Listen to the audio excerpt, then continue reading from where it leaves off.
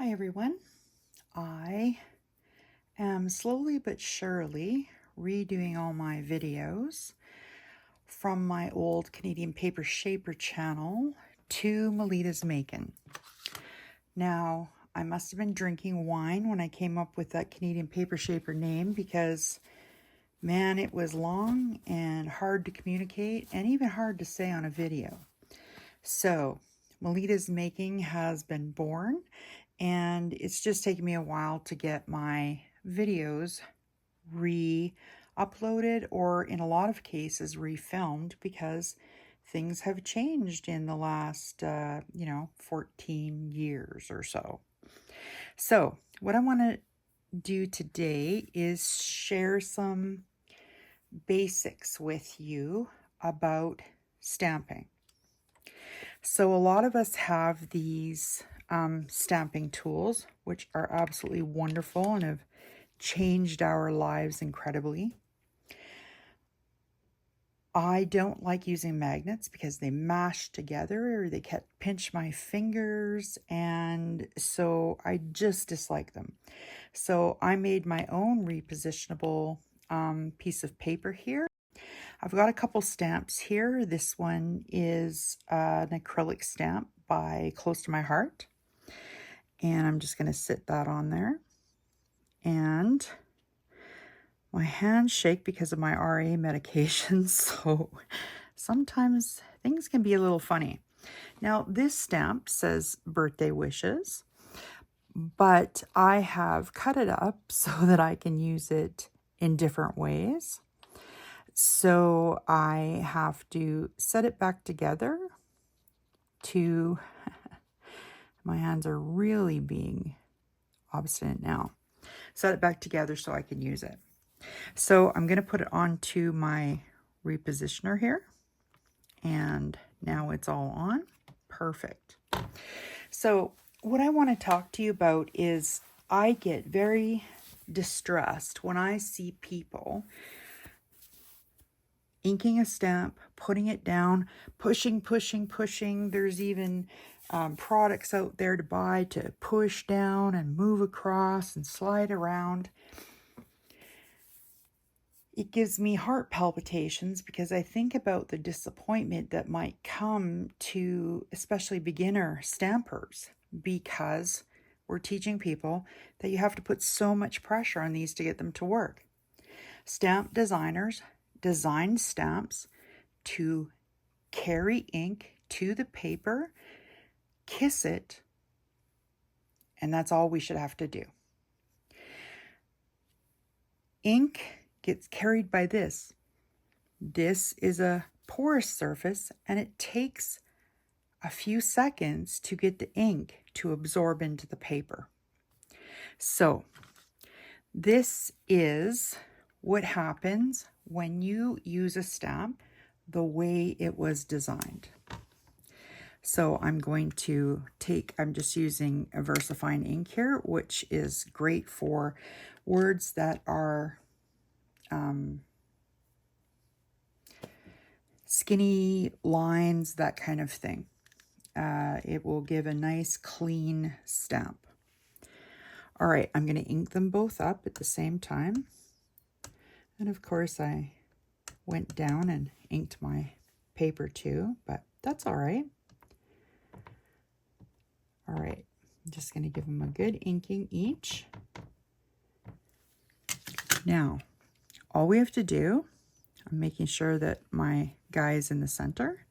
All we have to do is close it and put just a little pressure, nothing crazy, but we're going to let it sit there for a second to give the ink time to transfer over to the paper.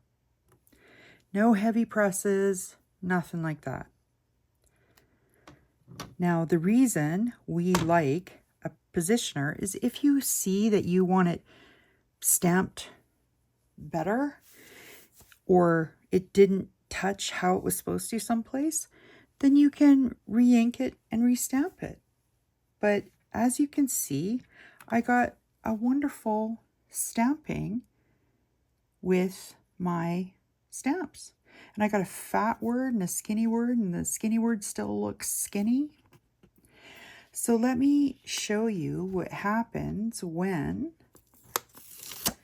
we give the stamp and its press CPR. And that's what I call it when I see people do this. So again, we're going to ink up the stamp, same as before.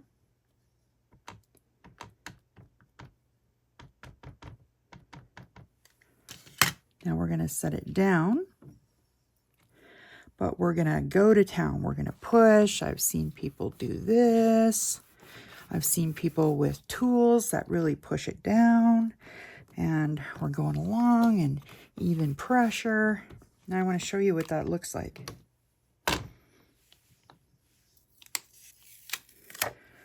To see how the skinny letters have now become fat. And look at that S. So let me show you side by side. Just touched, set for a second, CPR'd. Look how fat that S got. Look how fat the top of that got. We got big circly things on the top of those guys. And how about this one? Look at how fat that Wishes got compared to Just Kissed. Look at that S, it's huge. And not only that, but now we're starting to pick up ink on the outside of the stamp that's never even supposed to touch the paper because we're pressing so hard and giving it CPR. So this is the way you want to stamp. Now, I'm not saying you'll stamp and it's going to be perfect every time, but that's what the repositioner is for, so that you can ink it up again, close it, nice pressure, just basic closing. And then you're going to be able to pick it back up. There should be no distortion of the stamp. You're good to go. I want to show you what that means when you're embossing. So let me clean the stamps, reset here, and I'll be right back. All right, I'm back to do embossing. All right, so I've cleaned up my ink. By the way, when I clean up VersaFine ink, I like to use StazOn. I find that VersaFine ink does leave a little bit of black, especially in the little tiny holes like the counter of the E and etc. So I like to use that, give it a nice scrub. We're ready to go. Okay, I've got some Versamark ink here. I have this labeled clean embossing only, no dye or pigment, because sometimes when you emboss over dye and pigment, your stamp can pick it up, transfer the color onto here. So I like to leave this one just for Versamark clean embossing. That's the end of it. By the way, did you know you can make your own embossing ink? And it's very, very simple. All you need is glycerin, and you can get this at your pharmacy. Now, get yourself a little mixing cup and put about a tablespoon of glycerin in it.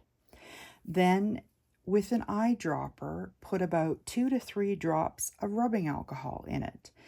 And it doesn't have to be the fancy 90%, 70% is good. It's just to thin this down a little bit, that's all. Then you're going to stir that up. You're going to drop about a dime size worth onto your pad.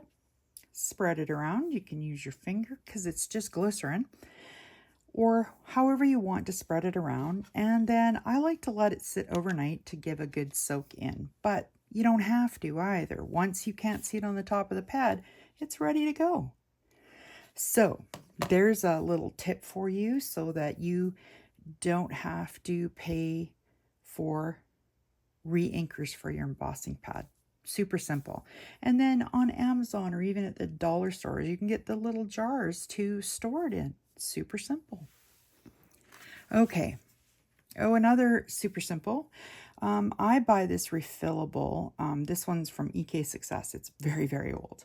But I like the refillable ones because I put baby powder in here. This is baby powder.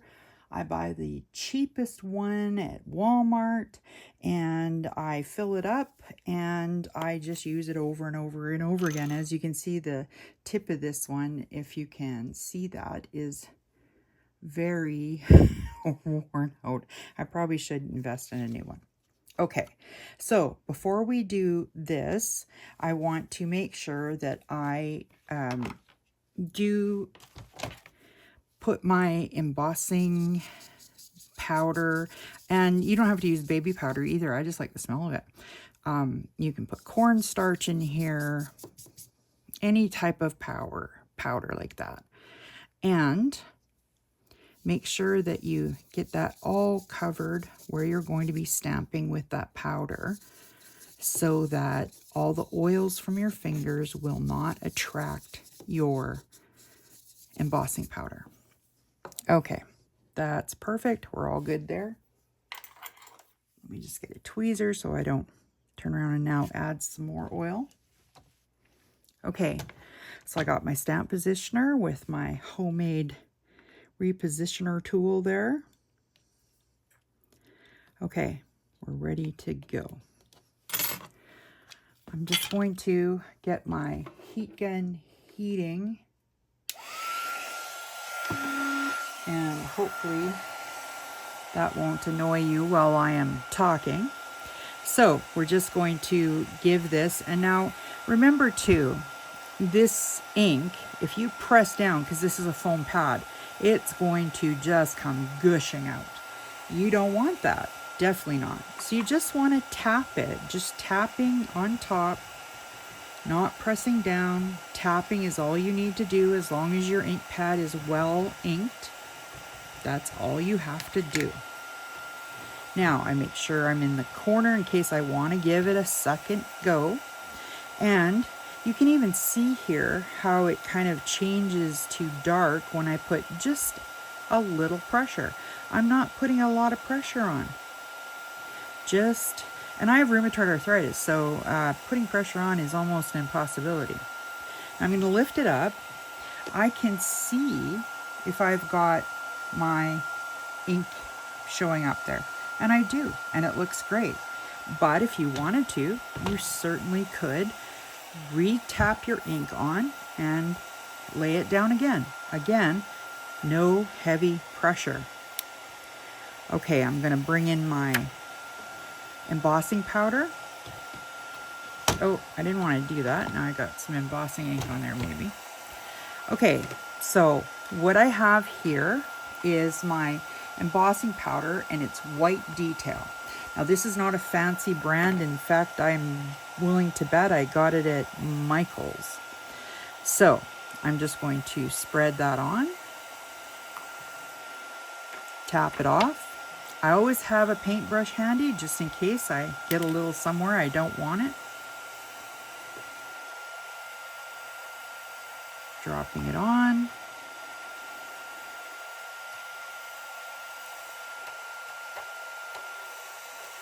Okay, I can feel free to use my hands now because I've finished powdering it up.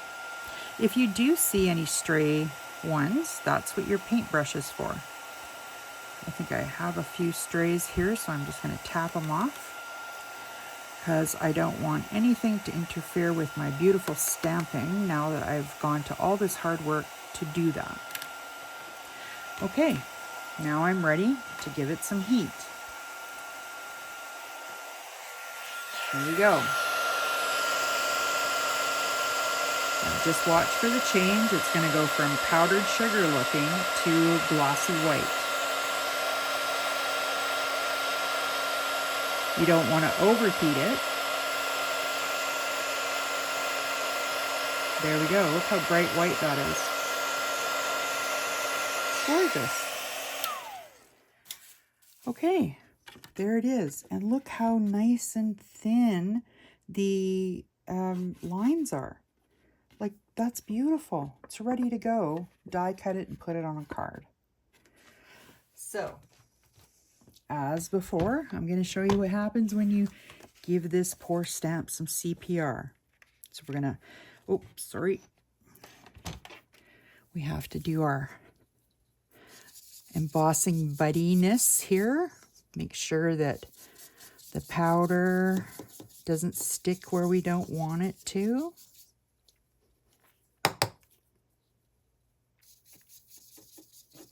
And by the way, you'll see that there's a white haze on here, but that comes right off the minute you wipe it with a paper towel or something.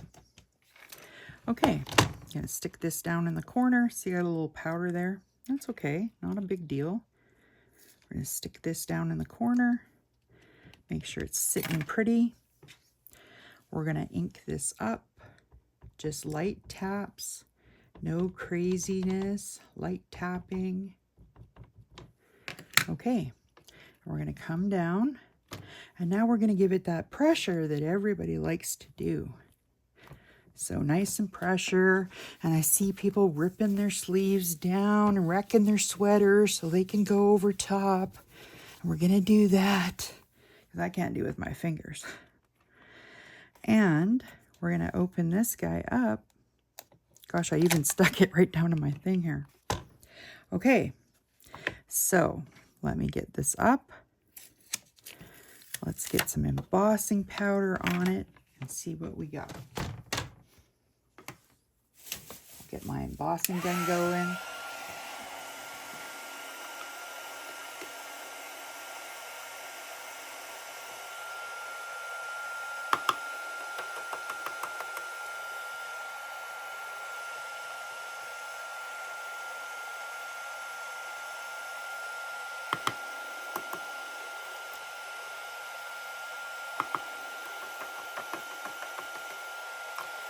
Okay, she's all clear. Sweep a little bit of powder off here.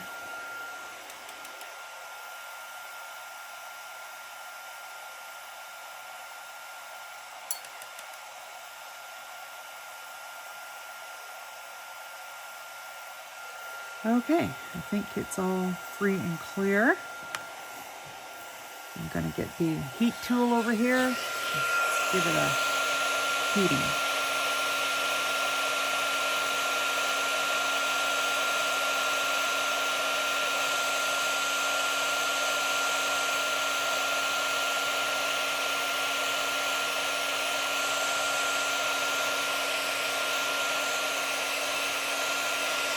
All right, now let's take a look. So, as you can see, everything got way fatter. We're even seeing the background that's never supposed to touch the paper in here, and look at how it destroyed those letters. Look how fat the HES got on that guy. And we'll just compare them. Now let me get a paper towel.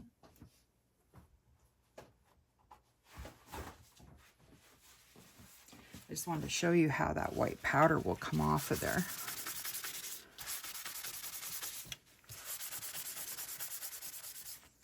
There we go. Okay. Now, let's look at, how do we want to do this? I don't know how to do it. There we go. Okay. CPR. Non-CPR. See how beautiful thin those lines are? Now, which one would you rather give away? How about this one? See how beautifully thin those lines are? And here's the CPR one. Isn't that crazy? And that doesn't just apply to word stamps. That applies to all stamps, especially acrylics. They can be distorted with the pressure because only their surface was designed to actually touch the paper. And when we push down, background pieces start to show. Like for instance, this here could actually touch the paper if you press down hard enough. So that's why I say all you're looking to do is kiss that paper. Make sure you let it set for a second. Count to 2. Make sure that you are giving it plenty of time to transfer, because you're going from a non-porous surface to a porous surface. So it needs to be able to absorb that ink that we're putting on. And you will be very happy with your stamping all the time if you just take the time to do that and not give your stamps CPR, because they aren't having any heart attacks. Okay, so that is the basics of stamping, and even how to ensure you get a nice clean emboss for your cards. I hope you find this video helpful. Please visit my blog at melidasmacon.blogspot.com. Write me anytime at melidasmacon@gmail.com. And if you found the video helpful, would you help me out by liking and subscribing to my channel? I'd really appreciate it. All right, have a wonderful day, crafty people. Get out there and stamp. Okay, I mentioned in my Stamping Basics video about the transparencies I designed for my stamping tools. So this is the set of transparencies, and you can go to the link that I will post on my blog today and download those for free. I have a whole video about those transparencies and how to use them and how to print them, and that will help you to line up your stamps. I put this in. I know exactly where the center of this size of card is. I can put it just above. I can stamp it, see if it's straight. If it's not, I wipe it off. I reposition the stamp. I put it back down, and away I go again. So that is the transparency that I, one of the transparencies that I printed off to create my repositionable background for my stamp tool today.